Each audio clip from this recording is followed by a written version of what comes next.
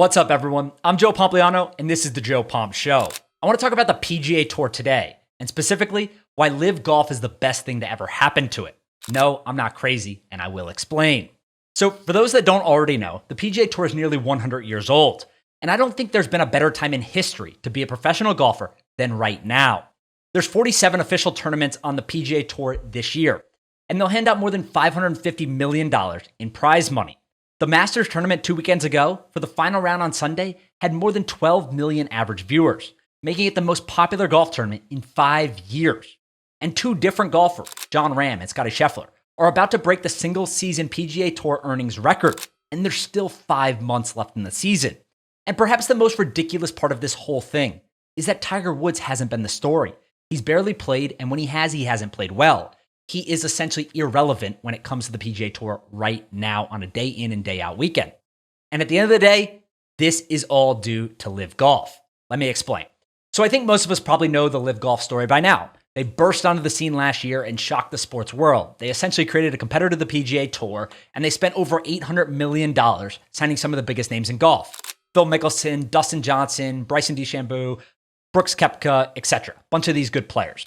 These players actually held 4 out of the top 5 earning spots in the golf rankings last year for Forbes. Number 5 was Tiger Woods. The top 4 were all LIV golfers.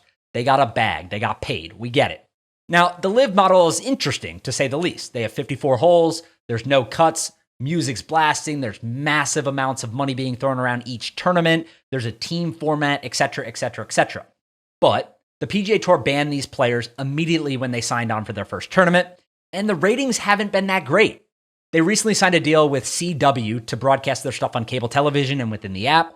They're getting anywhere between 400,000 to 500,000 viewers per tournament now, which is obviously a drastic increase from last year. I think they were getting about 70,000 viewers on YouTube per tournament. So big increase there.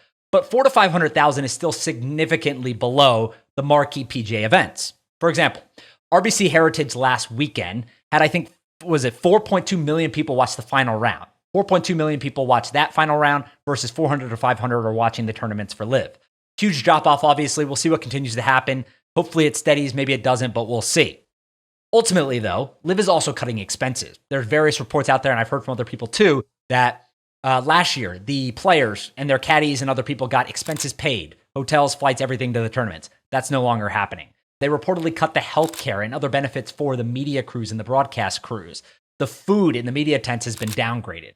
Essentially, the story is that they're cutting expenses. They're not bringing in any money. They don't want to be bleeding nonstop. Look, the sovereign wealth fund in Saudi Arabia could have billions and hundreds of billions of dollars. But ultimately, no one's going to do this forever if there's no upside. So the money is being cut. But at the end of the day, I think the story here, it's not necessarily about LIV Golf. It's about the PGA Tour and what they've done to counteract some of the stuff that LIV Golf is doing. And like I was saying before, it has never been better if you're a professional golfer. Let me explain. So Commissioner Jay Monahan and the PGA Tour implemented a number of changes for this year. The most important thing, in my opinion, at least, that they did were these designated events. There's 17 designated events on the PGA Tour, including the 4 majors this year. The easiest way to think about a designated event is it's the LIV model. There's a guaranteed field of the top players in the world. They're competing for more cash than before, and people can buy tickets to these events knowing that they're going to see the best golfers. That's the truth, right? And the idea that they're going to be able to do this is they have the Player Impact Program. So they take the top 20 people from the Player Impact Program from the previous year. You earn money, right? Some of these guys are earning $10 million plus if you're at the top. Guys like Tiger, guys like Rory, guys like Spieth, guys like Jon Rahm, guys like Scottie Scheffler, etc. The best players in the world, the top 20. And they're required to play in a certain number of these tournaments every year. It's almost all of them. And the idea is that they're going to expand the prize pool. So not only are you competing against the best players in the world, but you're competing for more money, enticing them to show up. So there's 17 of these events. We've already been through almost half of the schedule. Matt Fitzpatrick won the previous one at the RBC Heritage. The Masters was the tournament before that. That was won by Jon Rahm. The Dell Technologies tournament was before that. Sam Burns. The Players, Arnold Palmer, Genesis, Phoenix Open, Century, etc.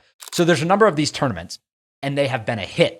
Like I said before, the money has drastically increased. So if you look at the purses of the tournament last year versus the same tournaments this year and the purse this year, they've increased by an average of about 80%. Most of the purses, looking at the sheet, went anywhere between 8 million to maybe like 12 or even 15 million for some of them. All of these tournaments are now averaging $20 million in purse. Some of them are still around 15, some are at 25, but if you average them all together, $20 million in purse for the average designated event this year. Now, that's how these guys are earning so much money. Scheffler wins one, Jon Rahm wins another. Their earnings drastically increase for first place in these tournaments. Now, there's a couple other things that the PGA Tour has been able to do.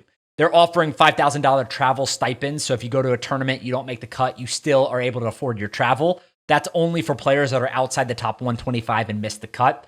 So Rory, you go to a tournament, you fly private, you rent a house, you miss the cut, you're still missing a check. You're fine, I get it. But outside of the top 125, if you travel to a tournament, you miss the cut, you're now going to get $5,000 travel stipend. That's a big deal. They're also guaranteeing $500,000 in annual pay to each player that makes it to the PGA Tour through the Korn Ferry Tour, impacting a total of 200 plus people. So you're guaranteed to make $500,000. That's the minimum. That is a huge, huge, huge deal. And it's not just the players that are enjoying this. The fans are enjoying it too. And I can prove it with numbers. Final round viewership for the PGA Tour designated events. So the same events last year, the final round versus the final round this year with increased prizes, increased fields, all this stuff is up 14% year over year. The PGA Tour social media viewership across Facebook, Twitter, and YouTube is up 31% over year. And I'm sure all of you have now seen Full Swing, the Netflix docuseries on the PGA Tour. That has been renewed for a second season. So if you look at the chart that we have here when it comes to the final round viewership of these designated events, most of them outside of the Century are up drastically. The Players' Championship was up 42%. Dell was up 12%. RBC was up 13%. The RBC Heritage Final Round was the most viewed final round of that tournament in 20 years. So look, I say all this for one simple reason. Competition breeds innovation. We have no idea what's going to happen with LIV. Anyone that says they know what's going to happen is lying. It could be gone in a year. It could last for 5 years. It could become the next big thing. But at the end of the day, them challenging the PGA Tour, for the first time in history, the PGA Tour has a legitimate challenger that is well capitalized and has a plan. It has been amazing for the PGA Tour. These guys should be thanking LIV. They should be thanking the players that are doing it. I understand this has divided the game. We wish the fields were stronger. LIV obviously had some guys that played really well when it came to the Masters. I wish the fields were all together and stuff. But when you combine the increased fields, or the focus on increasing the quality of the fields, the purses, the Netflix show, the drama from LIV, all of this stuff combined, the PGA Tour has never been in a better place than they are today. All right, that's it for today. Please make sure to subscribe to this channel, comment on these videos, let me know what you're enjoying, what you're not enjoying, and so forth. And last but not least, if you want to listen to the full episodes of these podcasts, go to Apple Podcasts or Spotify or Google or wherever you listen to your podcasts and subscribe to The Joe Pomp Show. Other than that, I will see you guys later this week.